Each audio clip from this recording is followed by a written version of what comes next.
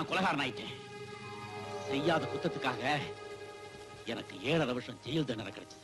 உங்க வாழ்க்கையை கேட்டா மனசுக்கு ரொம்ப கஷ்டமா இருக்குங்க. ஆட ஜெயில் வாழ்க்கையாவது பரவாயில்லையே. எத்தனை மணிக்கு வார்டன் வருவாரு, எத்தனை மணிக்கு வேலை செய்யணும், என்ன தப்பு பண்ணினா என்ன தண்டனை கிடைக்கும் தெரியும். ஆனா வெளியில ஒண்ணுமே புரியலையேப்பா. யார் யார் எப்பப்ப எதை செய்வாங்கன்னே தெரியலையே. ஜெயில விட்டு வெளியில வந்தேன். அது மெட்ராஸ். சாதாரணமாவே வேலை கிடைக்காது. அதுவும் நான் ஜெயிலுக்கு போயிட்டு வந்தவங்கிற முத்திரை வேற.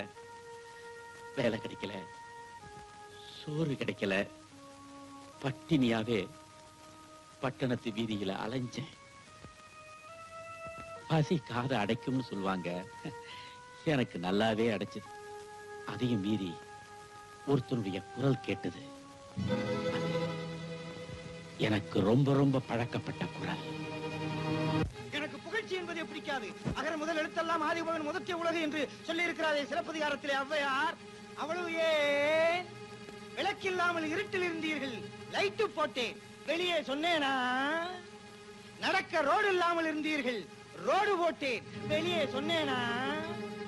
இங்கே வருவதற்கு முன் தண்ணி போட்டேன், வெளியே சொன்னேனா? தவறாக நினைக்காதீர்கள். இந்த வட்டத்துக்கே தண்ணீர் சப்ளை செய்தேனே, அதை சொல்லுகிறேன். என் சிற்றுரையை முடிக்கும் முன் ஒன்றை மட்டும் சொல்லிக் கொள்ள ஆசைப்படுகிறேன். நான் எவ்வளவோ திறந்திருக்கிறேன். நான் திறந்தது என் மனைவிக்கு கூட தெரியாது. ஏன்னா அவர்கிட்ட நான் சொல்லல, அது ஏன் குற்றம். ஆனால் கோவிலை திறந்திருக்கிறேன், பேங்கை திறந்திருக்கிறேன், அவ்வளவு ஏன் பக்கத்து வீட்டையே திறந்திருக்கிறேன். தவறாக நினைக்காதீர்கள். புதிதாக கட்டப்பட்ட வீட்டிற்கு கிரகப்பிரவேசம் என் தலைமையிலே செய்தார்கள், நான் திறந்தேன். இதில் என்ன தவறா? ஆமா, பூம்பு மாடு மாதிரி இப்படியே தலையாடிக்கிட்டு நீ தலைவர் ஆகவே முடியாது. இறுதியாக ஒன்று மட்டும் சொல்லிக் கொள்கிறேன். என்னை ஆபிரகாம் லிங்கன் என்று சொல்லுகிறார்கள், என்னை கெல்லடி என்று சொல்லுகிறார்கள். நான் ஒத்துக்கொள்ளவில்லை. ஏனெனில் என்னை சுட்டு விடுவார்கள். அவ்வளவு என்னை வஉசி என்றே சொல்லுகிறார்கள். நான் ஒத்துக்கொள்ளவில்லை. ஏனென்றால் என்னால் செக்கு எடுக்க முடியாது. யார் என்ன எடுக்கிறது? யாரு என்ன தெரியல? நீயா? என் கருத்தை ஜீரணிக்காதவன் என் கழுத்தை நெரிக்க வர்றான். பாத்துக்கிட்டு சும்மா இருக்கீங்களே. உங்களுக்கு எல்லாம் உணர்ச்சி வரலையா? சொன்னா தான் வருமா? உண்மை தெரியாத ஜனங்க என்ன கல்லால் அடிச்சாங்க. அதையெல்லாம் தாங்கிக்கிட்டு மறுபடியும் அவனை தேடி அவன் வீட்டுக்கே போனேன். வணக்கம் தலைவரே. வாழ்க. யாரு?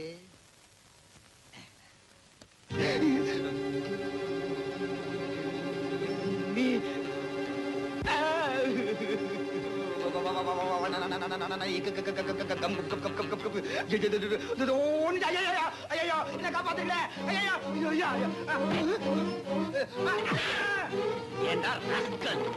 செய்யறதெல்லாம் அக்கறமும், மேடையில பேசுறது மட்டும் தத்துவமா?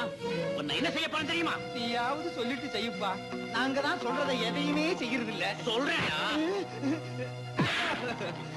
என்னப்பா அது? சோபாவுக்கு சோபா தள்ளி விடுற. சொன்னா வந்து உக்காந்துக்க மாட்டேனா? ஐயா,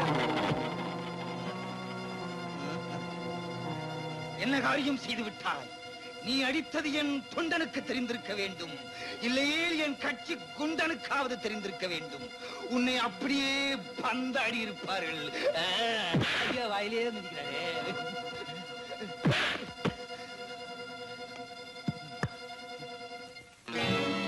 சுற்றுவேன், சுற்றுவேன், சுற்றுவேன். பக்கத்துல வராத. சுற்று.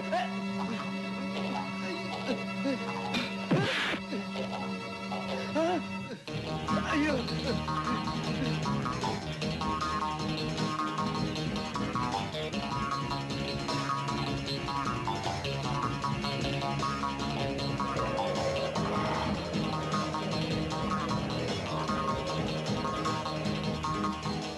அவன் எங்கிட்டே தப்பிச்சுக்கணுங்கிறதுக்காக பக்கத்துல இருந்த கோர்ட்டுக்குள்ள போய் நுழைஞ்சிட்டான்.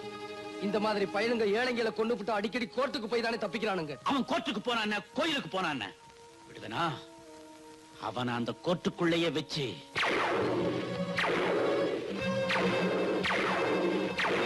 பயங்கரம்.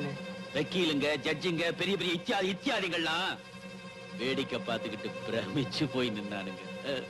1965 வருஷம் அக்டோபர் மாசம் 5ஆம் தேதி மதுரை சொக்கலிங்கத்தோட மகன் தர்மலிங்கத்தை நான் கொலை செஞ்ச குத்தத்துக்காக எனக்கு 8 வருஷ கடுங்காவல் தண்டனை கிடைச்சது. நான் யார கொலை செஞ்சதா எனக்கு தண்டனை கிடைச்சதோ அதே சொக்கலிங்கத்தோட மகன் தர்மலிங்கத்தை உங்க எல்லாருக்கும் முன்னாடி இப்பத்தான் நான் கொலை செஞ்சிருக்கேன். சட்டத்துல பொதுவா தப்பு பண்ண பிறகுதான் தண்டனையே கொடுப்பாங்க. ஆனா நான் தண்டனைய முன்னாடியே அனுபவிச்சுட்டு அதுக்குண்டான தப்ப இப்ப செஞ்சு முடிச்சிட்டேன். ஜட்ஜ்மெண்ட்ல என்ன சொன்னாங்க? சட்டம் ரொம்ப வேடிக்கையானதுப்பா.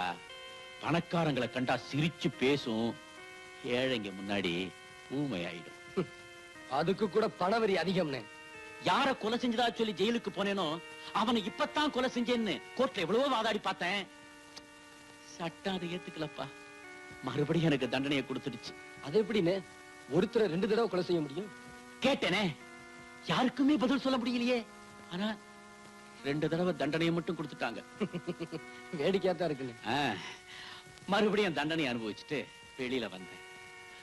ஒரு நாள் ராத்திரி பிளாட்பாரத்துல தூங்கிக்கிட்டு இருந்தப்போ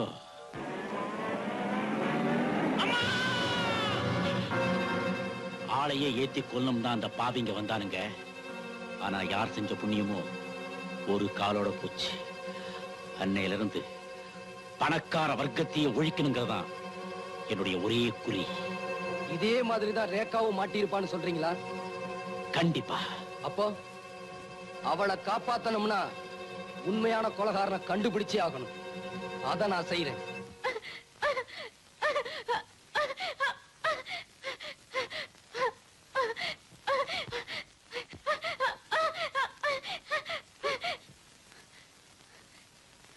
ஐயோ, பாவமே, இப்ப என்ன பண்றது?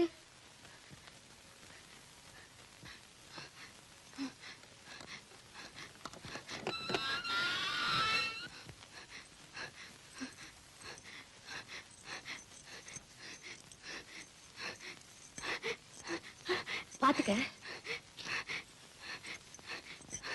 நான் போய் ஜெயிலரை கூட்டிட்டு வரேன்.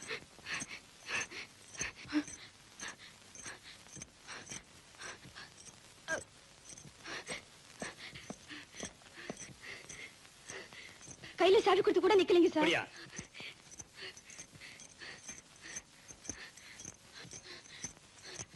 சீக்கிரம் போய் ஆம்புலன்ஸ்க்கு ஏற்பாடு பண்ணுங்க.